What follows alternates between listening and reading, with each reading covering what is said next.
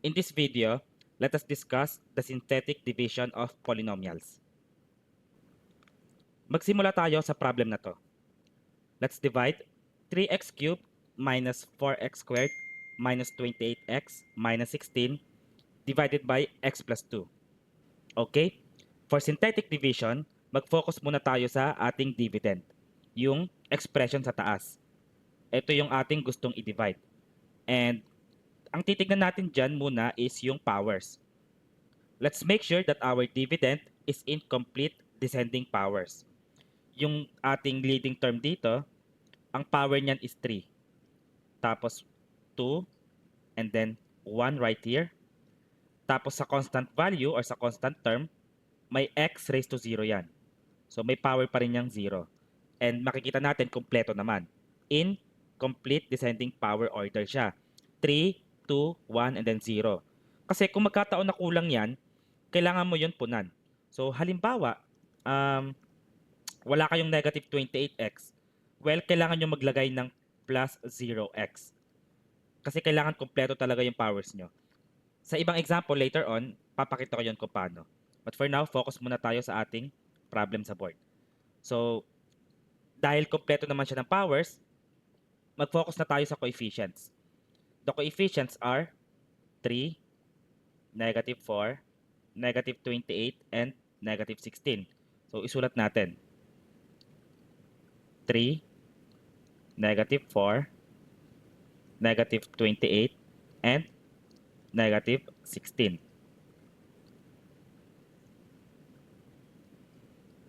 Next, tignan naman natin yung divisor natin. Our divisor is x plus 2. Ang gagawin natin dyan, equate natin sa 0. X plus 2 equals 0. Tapos solve for x. The value of x is equal to negative 2.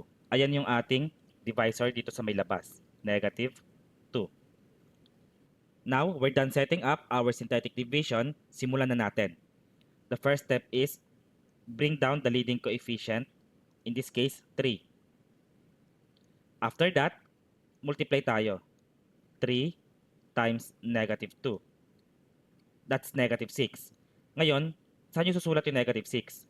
Dito, sa ibaba ng next coefficient. Sa ibaba ng negative 4. And then, you'll add negative 4 plus negative 6. That's negative 10.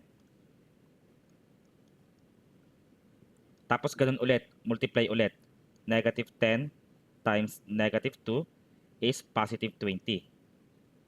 Sulat natin yung 20 sa ibaba ng next coefficient. And then we'll add negative 28 plus 20 is negative 8. Tapos multiply ulit. Negative 8 times negative 2 is positive 16.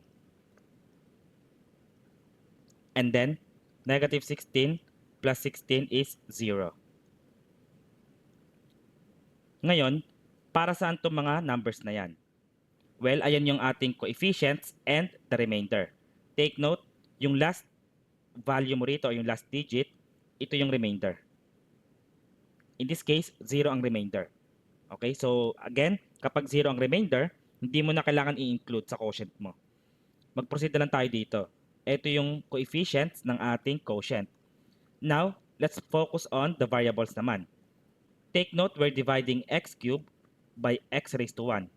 So, in essence, x cubed divided by x, dapat yung leading term ng ating quotient is x squared. Okay, so magsisimula tayo dito sa x squared. Right? And then minus 10x raised to 1, and then minus 8x raised to 0. Kasundan nyo? So, kung isi-simplify natin, 3x squared minus 10x, and then minus 8. X raised to 0 is equal to 1, and 1 times negative 8 is negative 8. This is the quotient.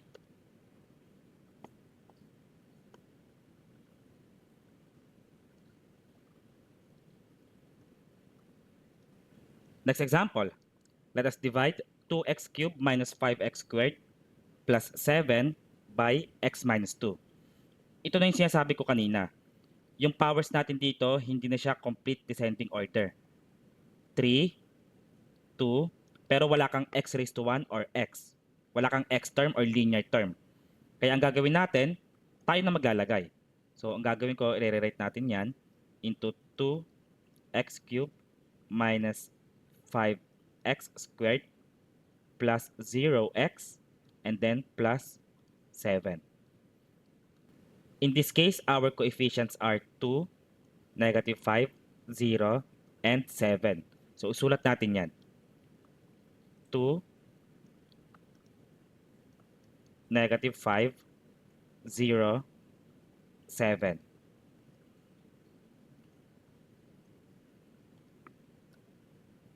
Meanwhile, our divisor is x minus 2 right here. So, kung i-equate natin yan into 0, tapos solve for x is equal to 2. Ayan yung ating divisor sa labas. And we can now start the synthetic division. First step, bring down the leading coefficient, which is 2. Tapos multiply. 2 times 2 is equal to 4. Sulat sa baba. And then let's add. Negative 5 plus 4 is negative 1. Tapos multiply ulit. Negative 1 times positive 2 is negative 2. Let's add. 0 plus negative 2 is negative 2. Multiply. Negative 2 times 2 is negative 4. And 7 plus negative 4 is positive 3. This is the remainder. Note that we are dividing x cubed by x. So, x cubed divided by x, yung leading term ng ating quotient should be x squared. So, we have x squared here, minus 1x raised to 1, and then minus 2x raised to 0. Therefore, we have 2x squared minus x minus 2. Ngayon, may remainder tayo rito. Hindi nyo pwedeng iwan yan. Isasama natin yan. So, plus the remainder 3 divided by the divisor x minus 2. Ito. And just like that, ayan na yung ating quotient.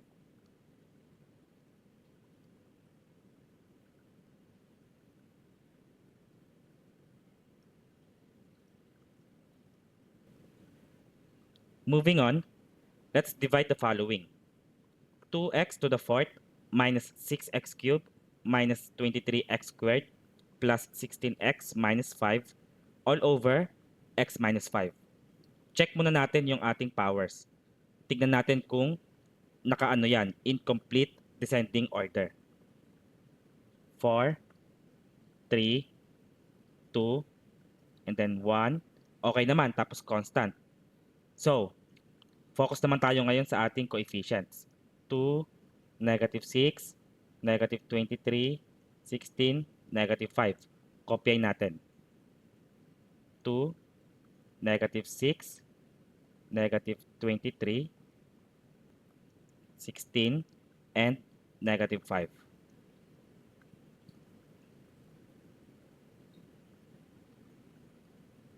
And then our divisor is x minus 5. Equate natin yan to 0. X minus 5 equals 0. And ang ating divisor is positive 5 para sa ating synthetic division. Now let's begin the synthetic division. Bring down the leading coefficient, which is 2. And then multiply. 2 times 5 is 10. Let's add. Negative 6 plus 10 is positive 4. Multiply. 4 times 5 is 20. Let's add. Negative 23 plus 20 is negative 3. Let's multiply. Negative 3 times 5 is negative 15. Let's add. 16 plus negative 15 is positive 1. Multiply. 1 times 5 is 5. And finally, let's add. Negative 5 plus 5 is 0. So, wala tayong remainder.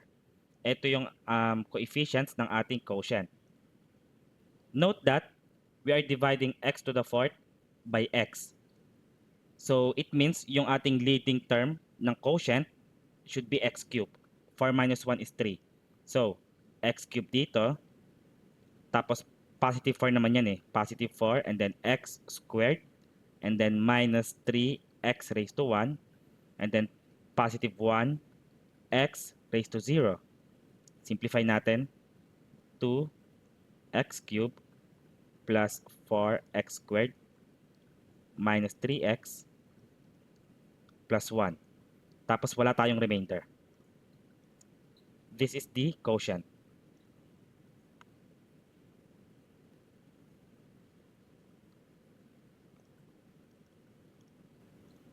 Next problem. Divide natin. X cubed plus 5x squared minus 7x plus 2 divided by x minus 2. Check muna natin yung ating powers.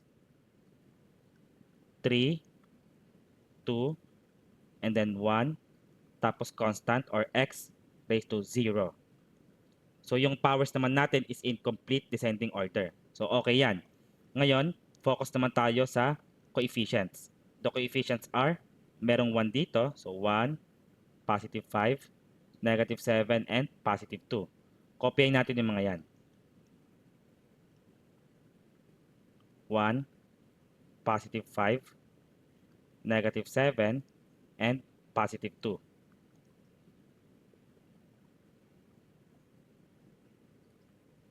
Next, our divisor is x minus 2. Equate natin yan to 0.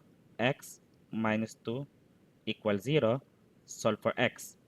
X is equal to positive 2. Now we can start our synthetic division. Let's bring down the leading coefficient 1. Tapos multiply. 1 times 2 is 2. Let's add. 5 plus 2 is 7. Now, 7 times 2 is 14. Let's add. Negative 7 plus 14 is positive 7. And then 7 times 2 is 14. And then add 2 plus 14 is 16. 16 is our remainder. Now let's inspect our powers. We are dividing x cubed by x raised to 1. So yung leading term ng ating quotient should be x squared. X squared here. And then positive 7, x raised to 1. And then plus 7x raised to 0. Simplify natin. X squared plus 7x plus 7. And then meron tayong remainder, which is 16. Plus the remainder 16 divided by the divisor, x minus 2.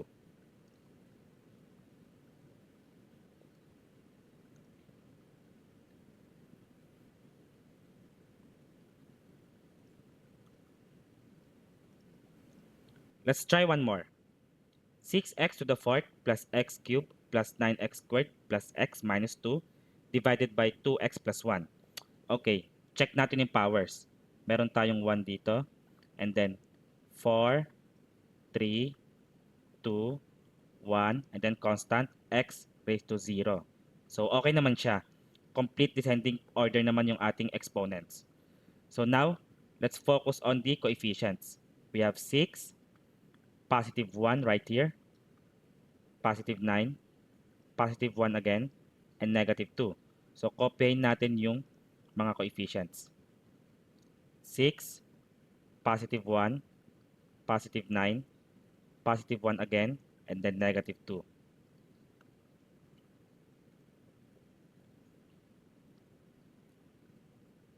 Our divisor is 2x plus 1. Equate natin yan to 0. 2x plus 1 equals 0. If we solve for x, x is equal to negative 1 half. Ayan yung ating divisor para sa ating synthetic division. Negative 1 half. So, let's perform synthetic division. Bring down the leading coefficient, 6. 6 times negative 1 half That's negative 3. 1 plus negative 3 is negative 2. Multiply. Negative 2 times negative 1 half is positive 1. 9 plus 1 is 10. And then 10 times negative 1 half is negative 5. 1 plus negative 5 is negative 4. Negative 4 times negative 1 half is positive 2. And finally, negative 2 plus 2 is 0. So wala tayong remainder. And since we are dividing x to the fourth by x raised to 1, the leading term of our quotient should be x cubed. So x cubed dapat to minus 2x squared plus 10x raised to 1 minus 4x raised to 0. Simplify natin. 6x cubed minus 2x squared plus 10x minus 4.